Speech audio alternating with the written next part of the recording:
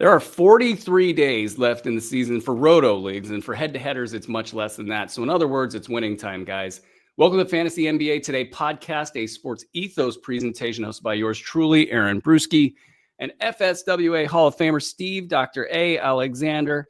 And I'm looking forward to catching up with my long-lost friend here. But before we do that, as we do each and every Friday, as well as get to some of your questions, let's say hello to our sponsor. BetOnline is the world's most trusted betting platform and your number one source for online betting in 2025. Whether you're a seasoned fan or a first-time bettor, BetOnline is the ultimate game day companion with the largest selection of odds on everything from NBA and college to NHL, UFC. BetOnline continues to be your number one sports betting source from every three-pointer to hat trick. BetOnline has you covered with odds, stats, and more for every game, every play, and every win. BetOnline, the game starts here. Doc, how you doing? Bro, did you say 43 days? That's all we have left? That is literally all we have left. Wow. It literally feels like it was a month ago that we were having off-season guests and trivia contests wondering what would happen this season. But here we are.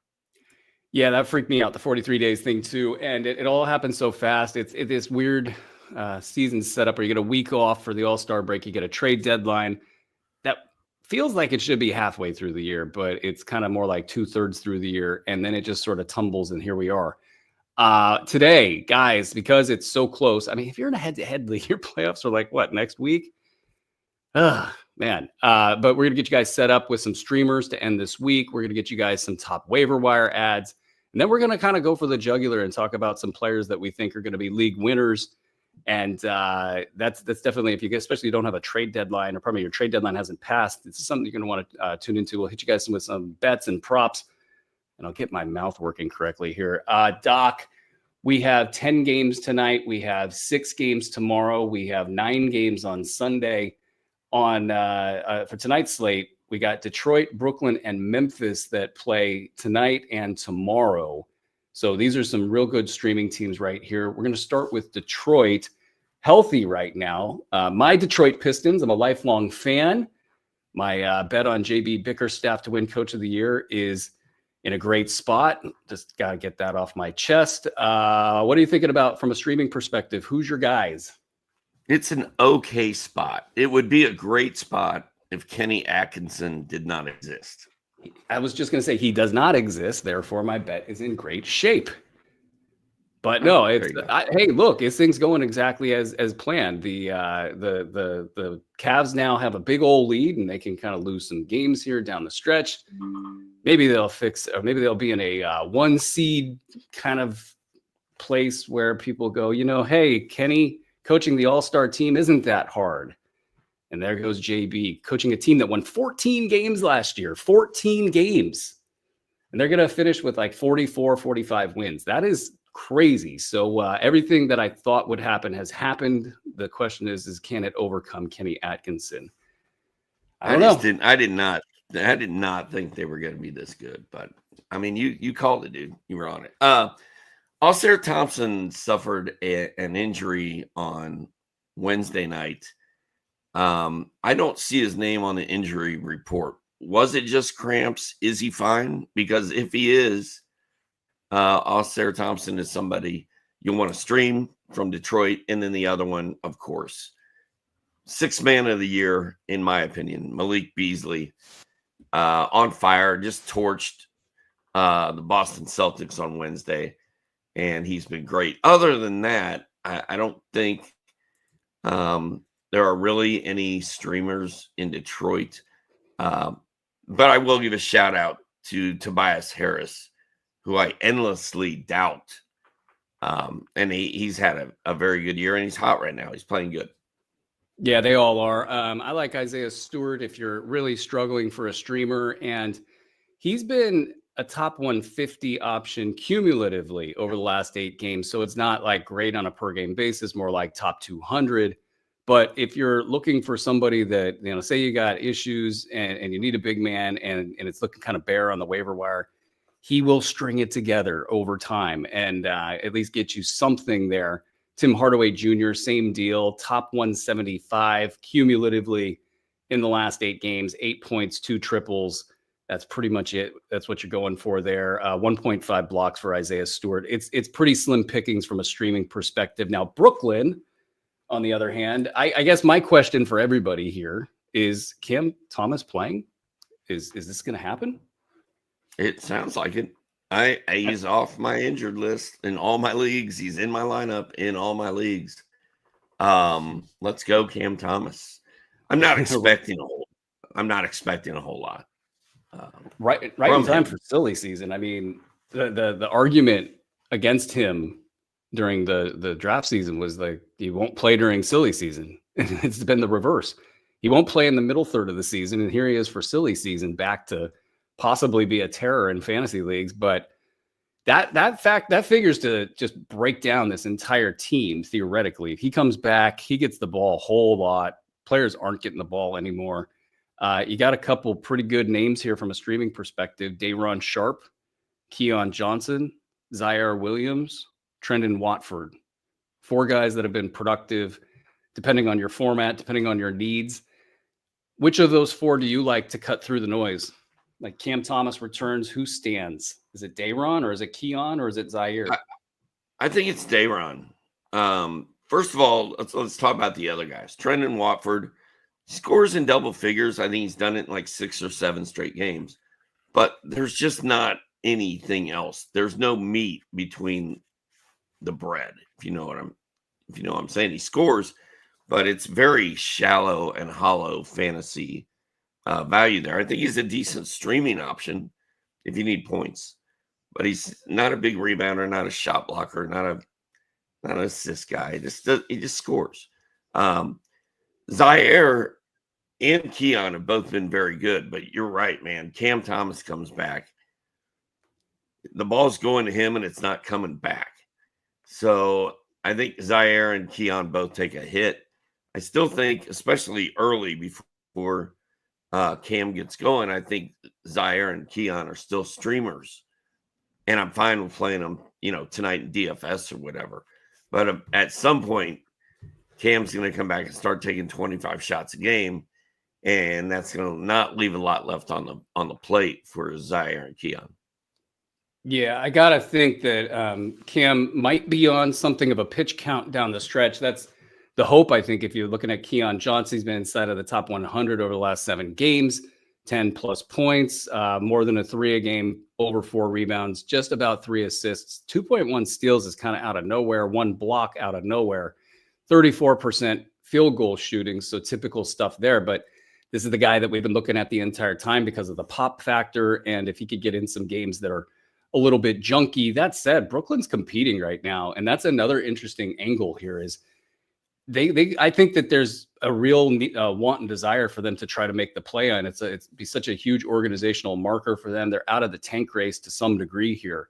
If they can just string together a few wins, the bottom of the East is free falling right now. If Brooklyn makes it into the 10th seed, this is a huge story for them to sell, not just internally, but also with free agency and around the league. So I think they might try to go for it. And how you bring Cam Thomas in, as this team has done a decent enough job of winning and kind of threatening the chemistry, is an interesting question. You're better with your better players. So I think they'll probably put Cam Thomas out there and hit the gas pedal and go, but he might be on a pitch count. So we'll see. A lot of mess there. Let's get to Memphis. How are you feeling about the streamers there? I forgot to talk about Day'Ron. Day'Ron was amazing in his last game. And Andre's been hyping Day'Ron for a while. I think we're Day'Ron people around here. I don't like Cam Thomas is going to come back and mess those other guys up, but Nick Claxton's arrow, I think, is pointing straight down. I think this is a great time for them to give Day'Ron all the run he can handle. I mean, he's not going to play like he did on Wednesday. That was sick. But hopefully he's like a double-double guy the rest of the way. We'll find out soon enough. All right. The next team you want to talk about is what? Memphis, Tennessee. Elvis. It's kind of boring. They're kind of boring right now. Dude, but the guy that works on my car, he works on European cars, and I have a European car. He's dyed his hair black. He has the chops, sideburns. He wears all black. He drives around in like 1962 Cadillacs. And he's an Elvis guy.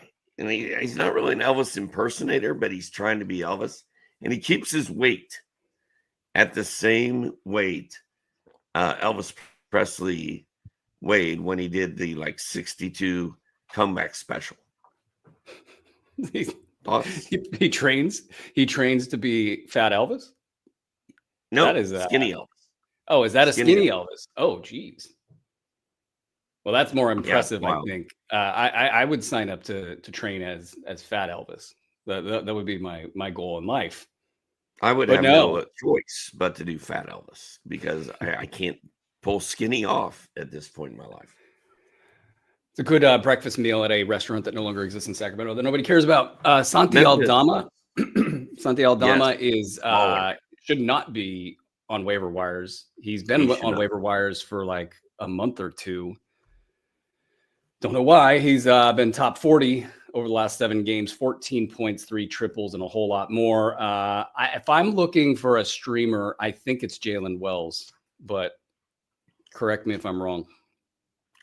There's not a lot going on here. I mean, Santi Aldama is a no-brainer. You should just cut somebody and pick him up. I mean, he's playing that well. Zach Edey, Brandon Clark, Jay Huff, G.G. Jackson, Scottie Pippen, Luke Kennard, Vince Williams. Like, I don't trust any of those guys. So I think you're right. Like, the only guy that's trustworthy, that's a streamable player in Memphis is Jalen Wells. He's getting you 12 points, 2 triples over the last 7 games, 24 minutes per game, and that's it. So maybe he gets lucky and gets a 30-minute game in there, and you could catch one of those like 18-point, triple games. Not a lot going on in Memphis. Hey, guys, before we get into San Antonio, which has a ton going on, if you guys want to make sure you're not missing any of our free content and support the mission, you're watching on YouTube, drop a thumbs up. And if you're watching on Twitter, please follow us at Ethos Fantasy NBA. If you're listening on the pod feed, please shoot us a 5-star review. We would be so thankful. San Antonio plays Saturday and Sunday in the back-to-back.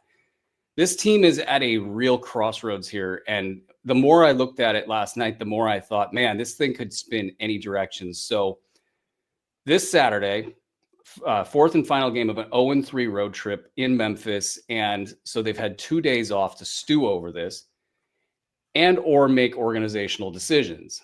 Then Sunday, they go home to play Oklahoma City. So some tough sledding there.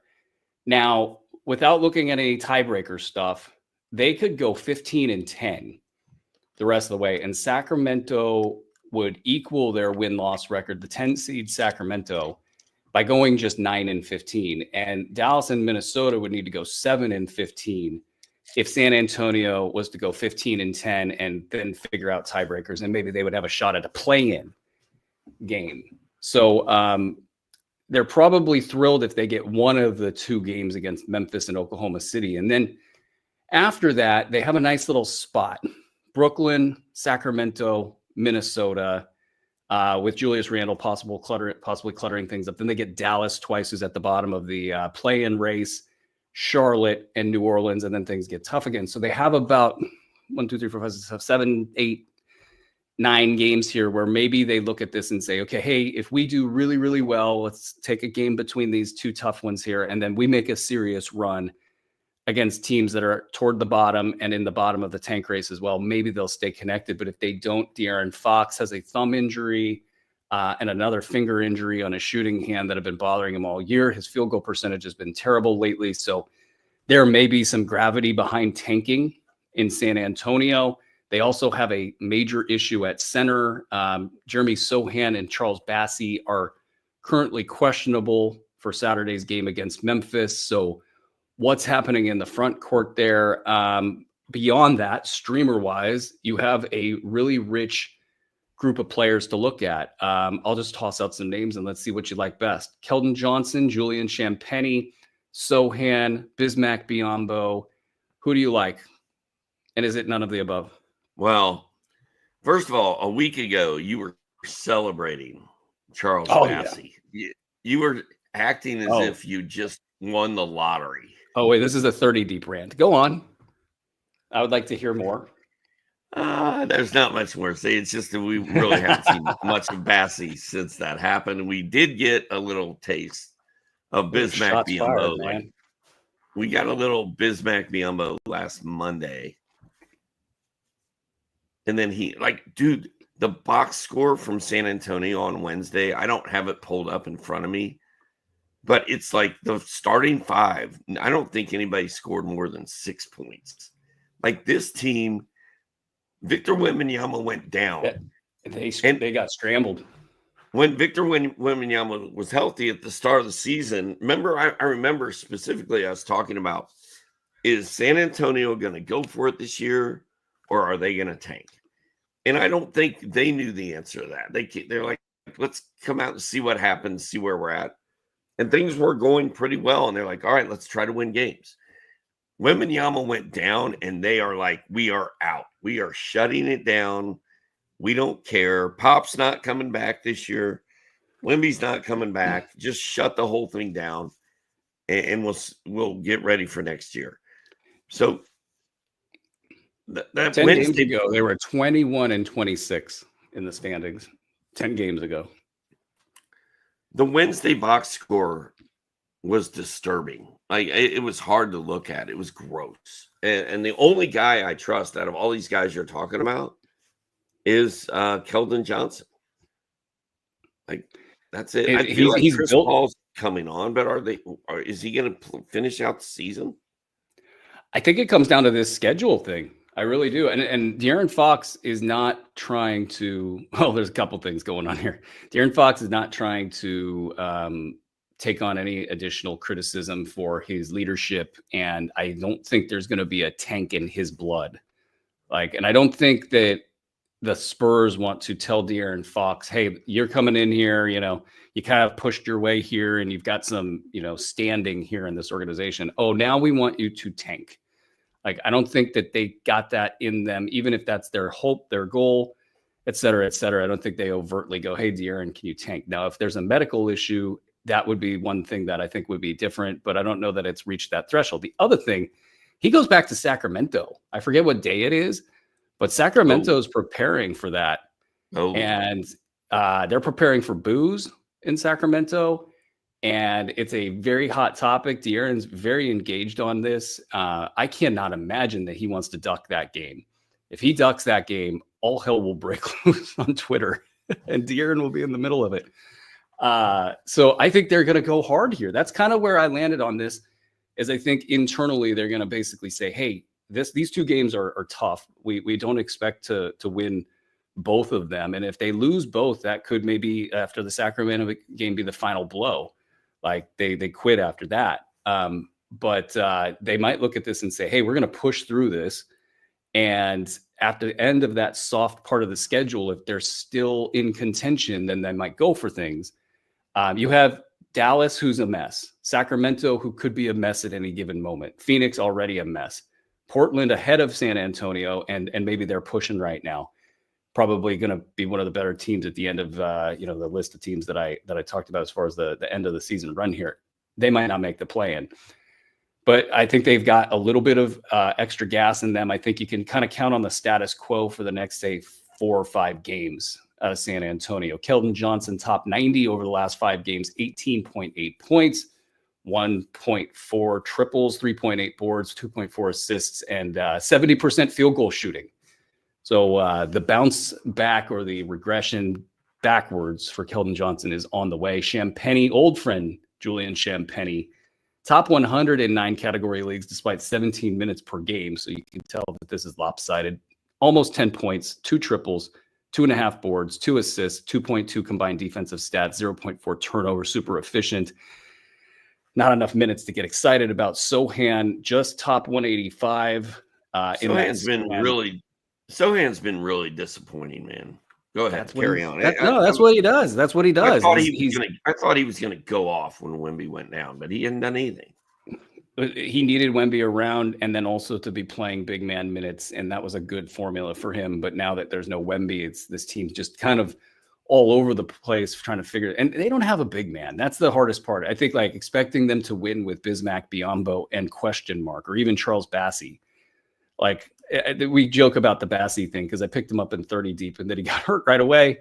But his ability to play more than 15 minutes a game, I wouldn't take the over on that for any significant amount, even if this stuff hadn't happened recently. He's never been able to handle big minutes.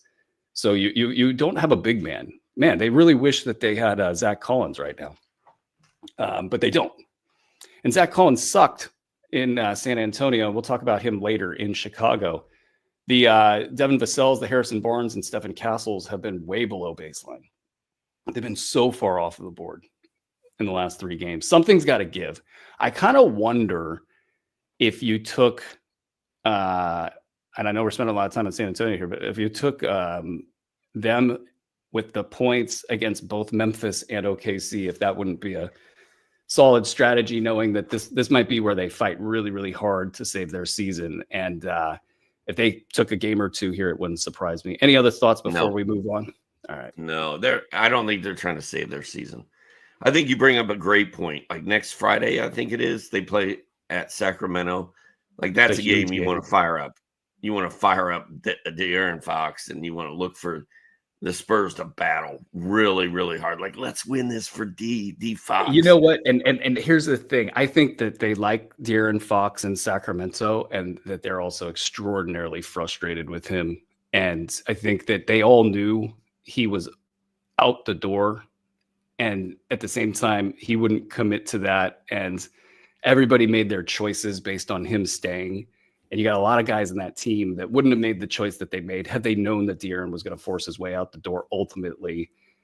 And that's going to make for quite the game, especially with Sacramento still needing to win to get playoff seeding. Other than that game, I don't think San Antonio, I just think they're done. I think a guy like Julian Champagny may finish up really, really strong.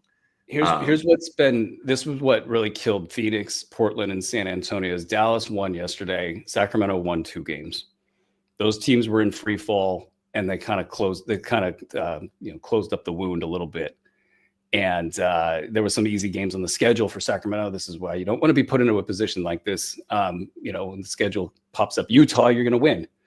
Anyway, let's get to Saturday, another key streaming day this weekend. 6 games on Saturday. So we've got Charlotte, Washington, Houston, Golden State, Dallas, Philly, Milwaukee, and Sacramento. So hopefully you did your homework over there. I know I did mine. And we got to pick some streamers from this bunch. So who do you like? I did not write down. I could pull up the email, I guess. Wow. I like yeah. Moses. I like Moses. I like Moses Brown. Moses Brown. No, I don't like Moses Brown, but it's the most interesting one. I think if you're going to go for a streamer, if you're ever going to go for Moses Brown, this is the time to do it. He's got no competition for minutes. It feels like 17 minutes per game over his last 3 games, 9.7 points, 7.3 boards, 2.3 combined defensive stats for a top 115 value. That's great. He just came off a huge game, 20 and 11, 3 steals, 2 blocks in 31 minutes against Charlotte. And that's dicey business. I mean, we've seen Moses Brown do this every once in a while and then fade back to 4 points, 5 rebounds, and maybe a block. So that's that. But I like the gamble. I mean, if you know me and the way I handle streaming, it's like I want to get a streamer that's both going to be good in the game, but also have a chance at something beyond that. He might have a couple weeks in him here where he's pretty good. But dude, I think you said it best. Like we've seen him do this before. And then we get all Charles Bassey excited for Moses Brown. Yep. And then bye-bye. Like he just disappears. But the good news for Moses Brown is there's literally no one else except for Dwight Powell. Is Dwight Powell even still? He's getting 12 minutes right now. Professional basketball. 12 minutes is what he got. I think that was what his minute restriction was. It's weird to me. It feels like there's a million centers out there right now where it's like, oh, this guy's interesting all of a sudden. Like Day'Ron Sharpe and Zach Collins and your guy, Moses Brown. So He's an interesting one. I think I'm very intrigued by KJ Simpson in Charlotte because I'm still waiting for the Shams bomb any day now that LaMelo Ball is done for the year. And even when LaMelo Ball is playing, KJ Simpson is still doing some stuff. I wish Damian Ball was as good as KJ Simpson. We're talking about KJ Simpson and Damian Ball. My boy. Damian Ball is my boy. I'm surprised there's no Nick Smith discussion. 12 points, 3 boards, 7 assists, 2 triples versus the Mavs on Thursday. He finally did it. Nick Smith finally had a good stat line. Yeah, he's not all been very good. I would probably roll with KJ Simpson if I had to pick between these three, depending on reports and who's playing and whatnot. Just because I think Nick Smith has shown us that 1 out of every 5 games he can be good. I would rather roll the dice on, an unknown at this point and just see if I get better odds on that. But I got somebody better than Moses Brown. Quentin Grimes, dead quiet in Wednesday's loss to the Knicks. Just 3 points, 1 of 4 shooting. He had a 1-1 in that game. I thought that was a nice little marker, a reminder of what could be possible. Top 110 over his last 8 games. 13.4 points, 2.1 triples, 5.4 boards, 3.0 assists, 1.5 combined defensive stats. I think when Philly made all the deals that they did over the last 3 to 4 weeks, it started to become clear to me that they were pivoting toward a tank of some type and that they just wanted to kind of fill minutes. Paul George probably in the mix to be shut down. That made me really concerned about Paul George the rest of the season when I saw all those moves being made. So I think these forwards in Philly are super interesting right now. Quentin Grimes, especially after a dead quiet night. I mean, he's got rest of season value, might be available on waiver wires in certain formats. So give him a look. Anybody else that rises to the threshold? I have a different Quentin Grimes has been very quiet for three straight games. And it's because Paul George is playing basketball again. Paul George looks like Paul George for the first time all season.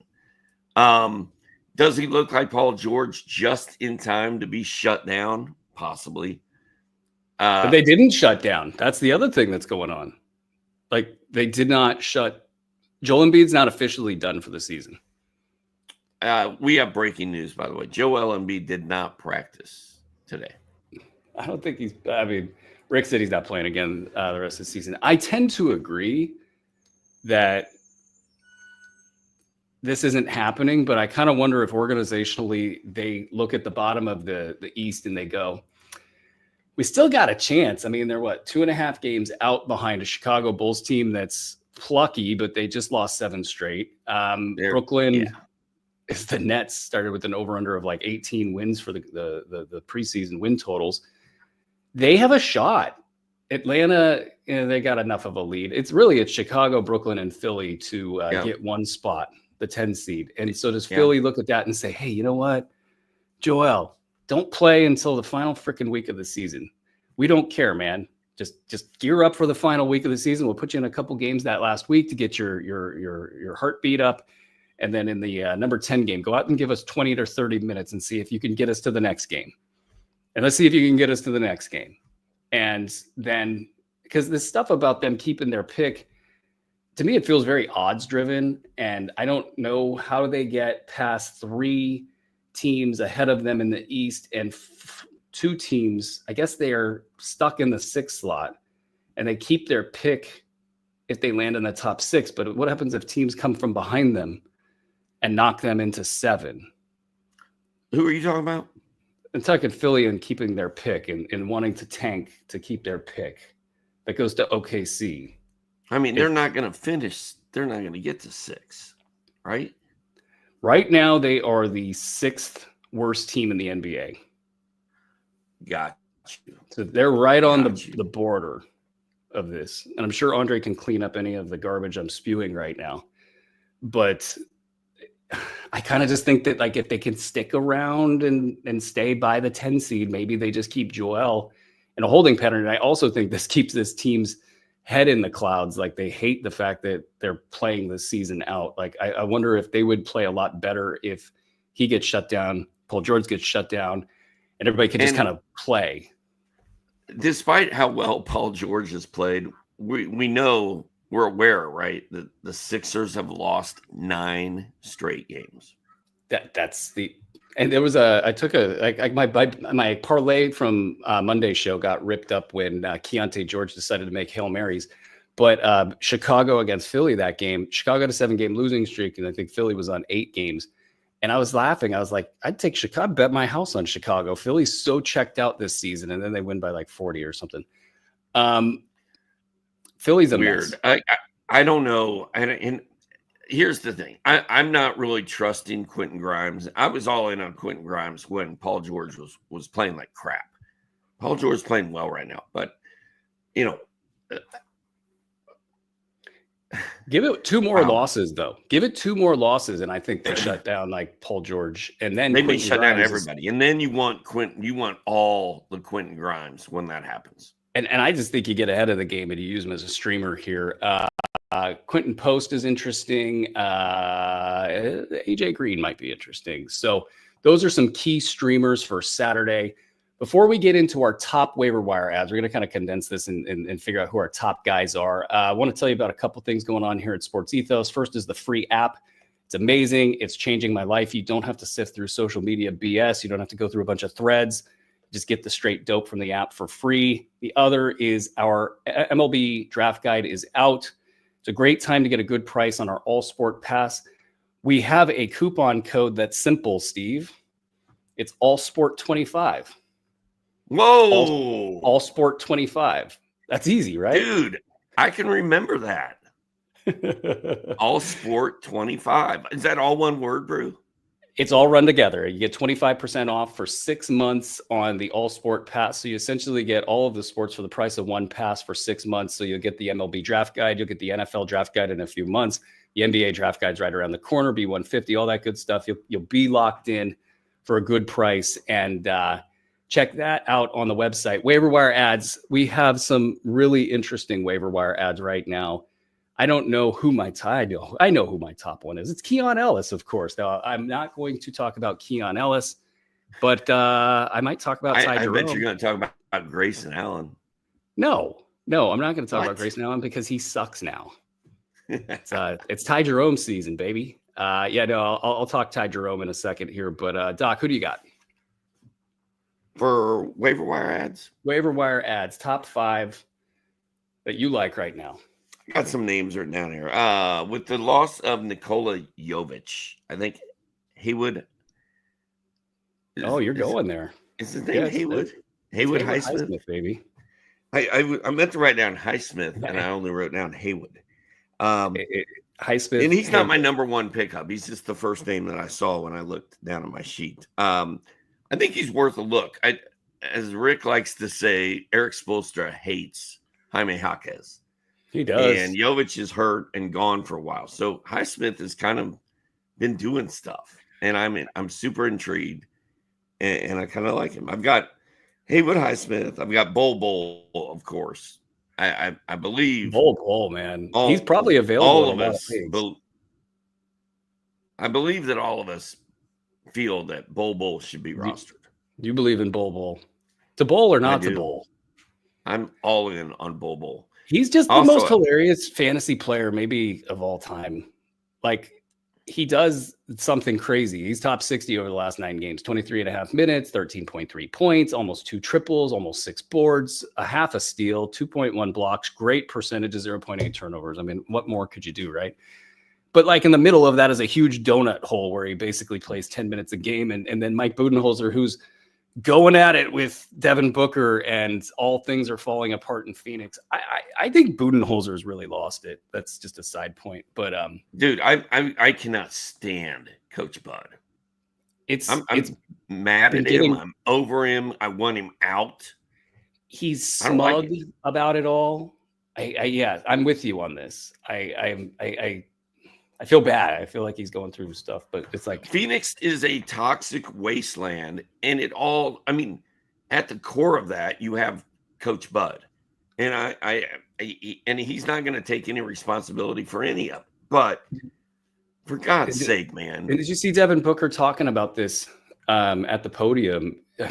Devin Booker sounded like the coach of the Phoenix Suns. He sounded like a coach. It was basically like, we need to be communicating. We need to be talking while we're struggling. And I would prefer to have two people talking and have the incorrect things being said, rather than everybody just sitting there and saying, that's okay, we'll win it in the next one. And, getting to this kind of like urgency that XYZ needs to happen in order for whatever to happen. He sounded coach-like on the podium. And then you get Bud, who just kind of talks in platitudes after the game, can't really identify what's happening, in a trend or what's going on the court. And this guy has probably forgot more basketball than I'll ever know, but like, it's just the milk has gone bad in Phoenix, and they're out of it. They have no chance. I mean, they're 3.5 games back, but in reality, this team knows that Kevin Durant's on the way out. There's not a compelling way they win. Bradley Beal's calf is all jacked up. His body's all jacked up. He personally, which was his contractual right to do, essentially ended the entire Phoenix Suns experiment of trying to pair a super team together by offering all of your draft picks. And it was crazy to do that regardless. So it's just all bad. They're going downhill. Bol stands at, I don't want to say at the top of this mess, but if you wanted to do something compelling and different, you wanted to just show the league a different wrinkle, Bol is that guy. And yet Bud, when Bol was surging a little bit there, it's like, nah, we'll pull the plug on that. We'll go 10 minutes a game for Bol. And that's why he might be available in your leagues. I don't know if he's available in competitive leagues, but he's a really intriguing rest of season guy. He'll probably have like 2 or 3 face plants in the middle of this thing. Brew, but if you can kind of stay the course. I'm not a big self-promotion guy, but the title of my waiver wired column at sportsethos.com right now is to bowl or not to bowl. And I am saying we are bowling. It is bowling season, SZN. I'm not a big promotion guy, but here I go. Also, I'm not a big promotion guy, but you know what's stuck in my head right now? What song is stuck in my head? The Week Ahead? Hey now, I'm an all sport with a number 25. Hey now, I'm an all sport. I don't know what you guys are doing on that nighttime show, but I told Rick that you're singing now. I really think that we can build off of this and create more segment types of you singing. I think Rick is jealous that there's no singing on our show, but yet here we sing all the time. You know what? He's just mad that he's not at the bongo drum circle, and he's stuck in the show. Shaden Sharp, I think, is a hot pickup right now, Brew. Yes. And a lot of it's related to Denny Avdia's injury. And Avdia's injury doesn't sound as serious as I thought it first was. But there's no reason that Portland should not let Shaden Sharp just do his thing the rest of the way. I don't see why not. I mean, Portland has kind of been just cooking lately. They had a nice run followed by a couple of tough teams. They lost those games. I forget who those teams were. But one of the reasons that I took them in Utah was they were playing extraordinarily well. Utah went out of their minds that game. And then Keontae George, the classic double fadeaway 3-point dagger to my hopes and dreams with that bet. But they're surging. They're playing well. Like I don't see why Shaden Sharp wouldn't do well the rest of the year, especially if Avdia misses time. And that team's got a lot of guys that are fantasy relevant and fantasy interesting. What else do we got? We got Dante DiVincenzo. I don't know. I guess he would be available in some leagues. He was he's hurt. Like I think he's 60% roster. Yeah. This is from prior to the injury, but over his last 10 games played, 14 points, 3.3 triples, almost 5 rebounds, almost 5 assists, 1.2 steals in 30 minutes per game. Of course, Julius Randle returning is the big question. That's been hazy, to say the least. I'll give you a name, Ty Jerome. I mean, What do you think Ty Jerome's ownership percentage is? Oh, at Yahoo?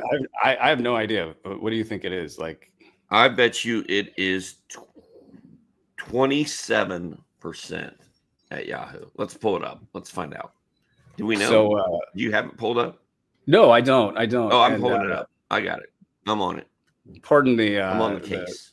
You talk about the Ty great Jerome. City of Sacramento and the trash unit taking the garbage out of the front of the house here. But Ty Jerome, look, guys, on the year, he's top 115 in 9 cat leagues on the year in just 19 minutes. So this is not flash in the pan stuff. He's literally done this all season long. Top 35 play over the last 3 games.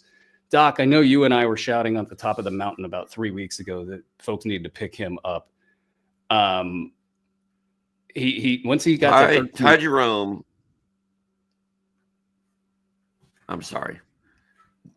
First of all, you better be. I have 2 things, Brew.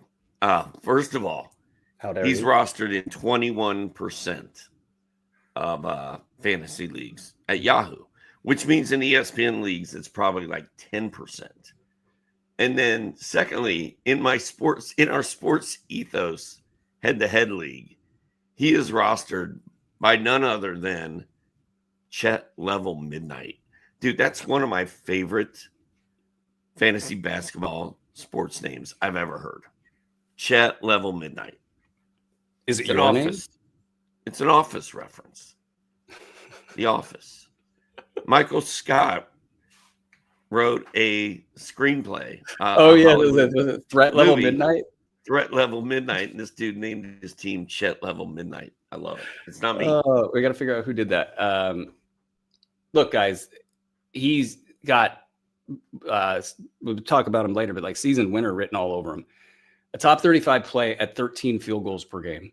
Last 3 games, 22 points, 3.3 triples, 3.3 rebounds, 2.7 assists, 1.7 steals, 59% field goal shooting, 21 minutes per game. You might say, oh, well, that's an outlier. He's not going to hit 59%. Well, he's been shooting. I don't have it in front of me. He's been shooting like 50% all season long. And he has the offensive game to step into the opportunity should it present itself. And by the way, Cleveland about 5 or 6 games ahead of Boston. Now they are competing with Oklahoma City in a head-to-head home court advantage situation in the finals. And I do believe both teams will actually look at that. I don't think anybody will do anything crazy like push a player, but Cleveland has guys that take games off. And I think they're going to rotate a la what Boston did last season, 1 or 2 guys here and there as we go through the final 20 plus games. And that will be Ty Jerome territory the entire time. So you will have a floor of late round value with him any given time. And then you got top 30 upside the rest of the way. And he's not even really cranked up to the top. Like if he gets out there and it's just him and none of the other starters are really playing, 2 or 3 starters are out, and he's going to get 30 plus minutes and he's going to get the ball all game long.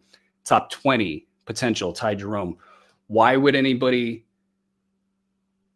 keep him just sort of held down as a streamer only? He is a must roster player the rest of the way. And frankly, he's going to be a must start guy for a lot of the weeks going forward. So Ty Jerome. Well, and there are going to be ups and downs because he really excels when Darius Garland or Donovan Mitchell are out.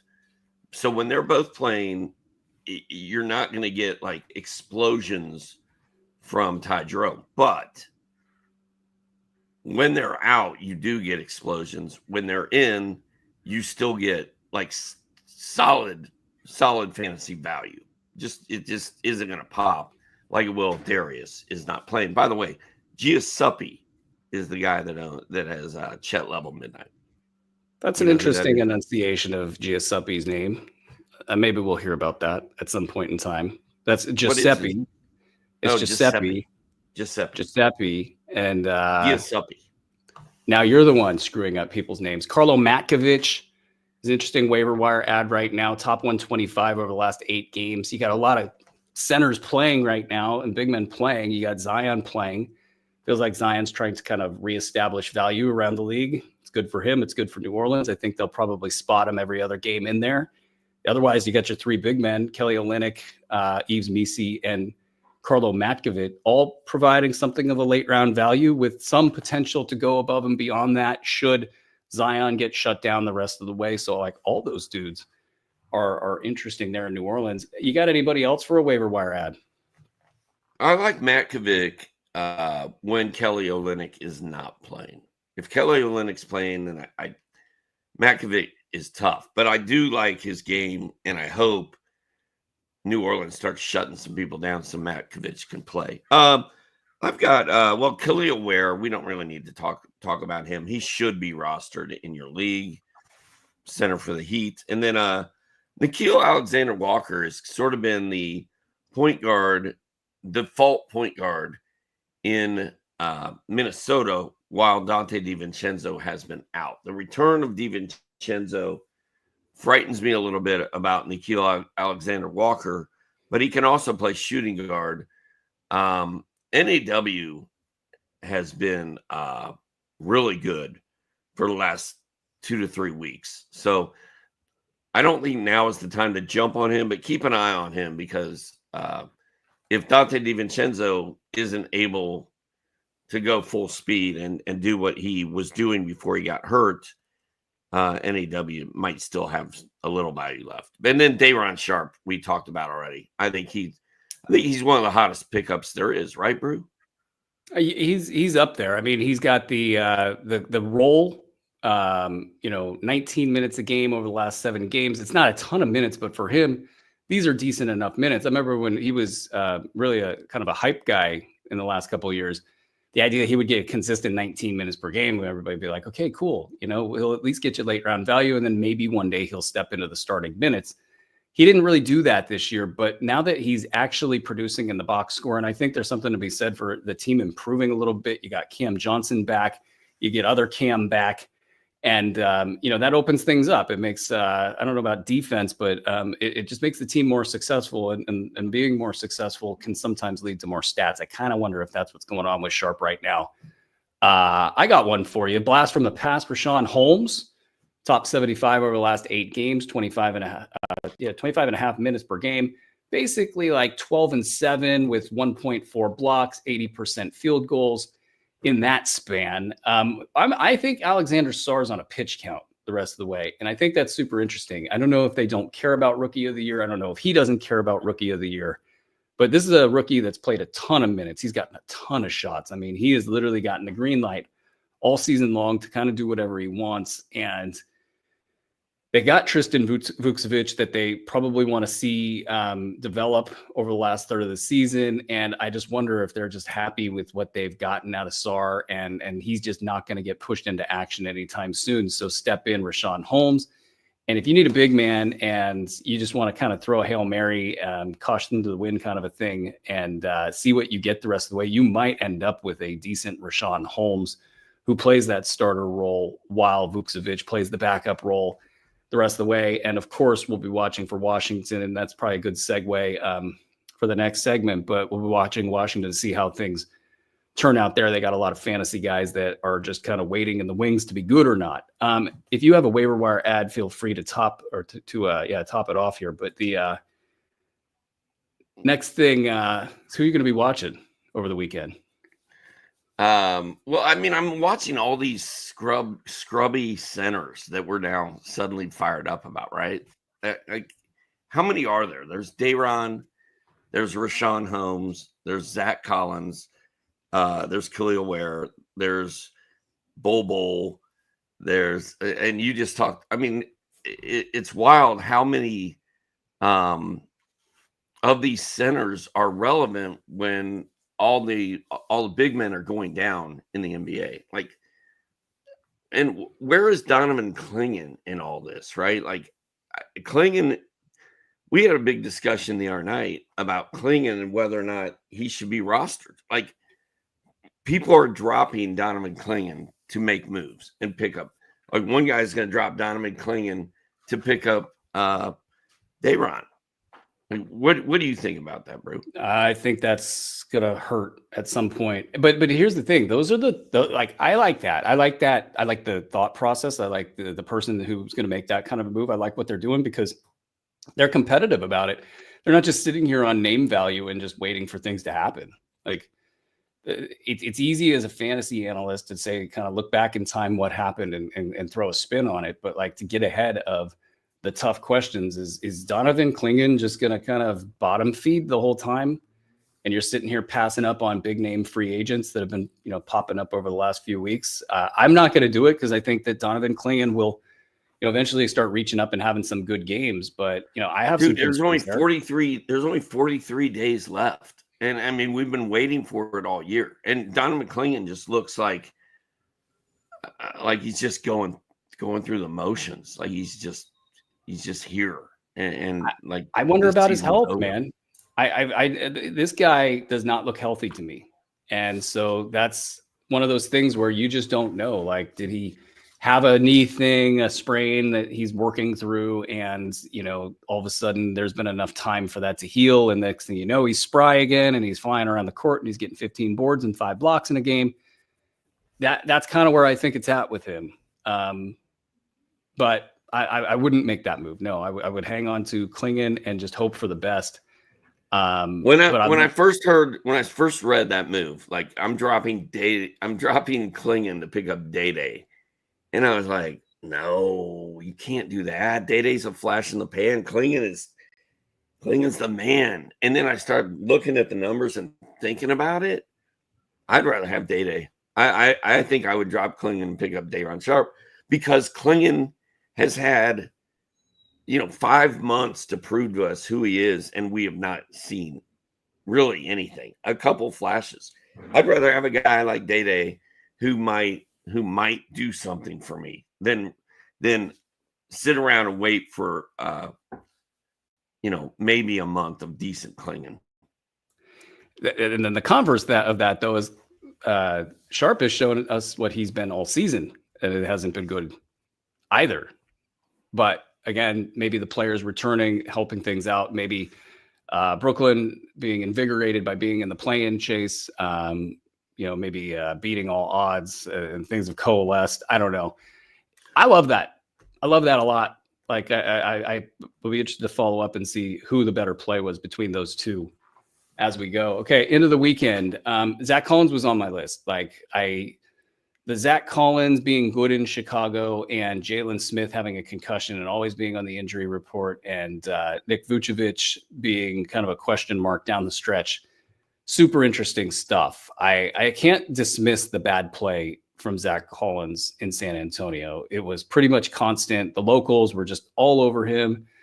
I don't know how much I trust, in the aggregate about all of that analysis. And I didn't watch Zach Collins throughout all of that to know, hey, is it really this bad? But enough people said it was bad. And Collins is now front and center in Chicago, and they are now interesting fantasy squad. It feels like they're ready to put up numbers. I don't know if that's a Zach Giddey thing or a Josh Giddey thing. He's just sort of leading the team. I'm not a big self-promoter, but Josh Giddey, hello, baby. That's what I'm talking about. I was on an island by myself saying that Josh Giddey was the man and going to be the man. And he is, dude, he's like number one over the last 2 weeks. He's killing it. It's phenomenal. And I would like to say that I jumped off of my anti-Josh Giddey island halfway through the season. And here I am. There's going to be a possible thud here. He's been, let me pull up my Josh Giddey numbers here. He's been outstanding. Pull up my Josh strap. Seriously, and he's moved up to top 75 on the season in 9-cat leagues. That's pretty good. Turning it over 2.8 times per game. That's a pretty high number for that area of the valuation. Not if you don't care about turnovers and when not you look against at Ja Morant and Luka.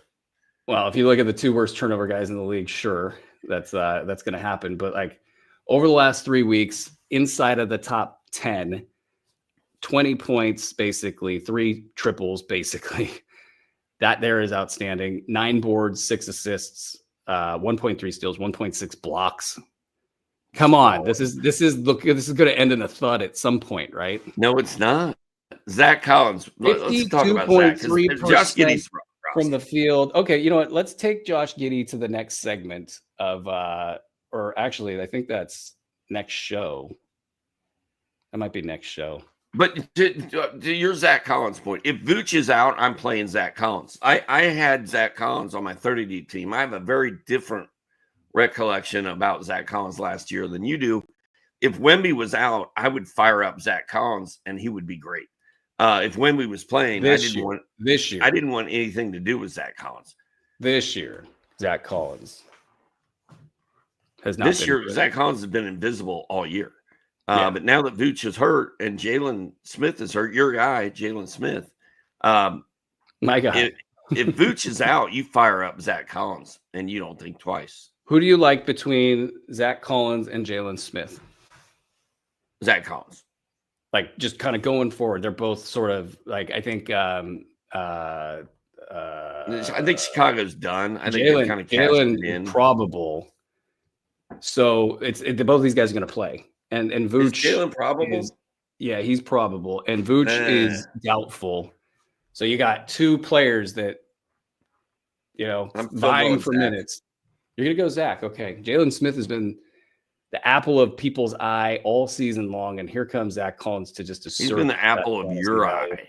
Your eye. No one else's eye. If you think that I'm on the front lines with this, there are a legion of Jalen Smith people out there in fantasy. No, they're way ahead of me. Yes, they are. They have names. Mythical creatures. They have Twitter eggs for profile pictures. I swear, they're humans, not bots. They're real. Speaking of real, you could pivot at anything these days. Okay, who else are you watching? I'm gonna watch Washington. I want to bitch and moan about Washington for a second. All their guys, the Carringtons, the Bilals, the Champagnes, the Keyshawn Georges, the Vukceviches, they're all just kind of hanging out waiting to see this thing turn. So I'll watch and see if that's going to happen. Who else you watching this weekend? I want to see what Julius Randle's return does to Naz Reid. Naz Reid's been on fire. I think Randle's going to hurt him when he comes back. I'm ready for Norm Powell to come back and ruin my Derek Jones Jr. Amir Coffey train. And then, of course, I want to see how many minutes Bol gets on Friday night. I want to watch and see if Goga Bitadze has a pulse, and I want to watch and see if Kyle Filipowski takes over the world in Utah. Walker Kessler is balling. I also want to ask you if you have any props or bets for the folks. Oh my gosh, we're not done. I've got. Just give me your top two. I've got the Blazers +1. I've got Denver +2. And I've got Bol over 13.5 points. Ooh, that's a spicy one. Bol. Imagine betting your life on that one. I don't like any of the action tonight. I did do a pretty professional review of the slate. New Orleans just won last night in Phoenix. This is a terrible place to take them again, because typically there's a revenge factor, and like Phoenix has got to be like fighting for their honor at this point, and who knows, but I just think it's so bad in Phoenix. I would take the New Orleans +7 and just like a half unit is where I'm at with that. All right, that's going to do it for this show.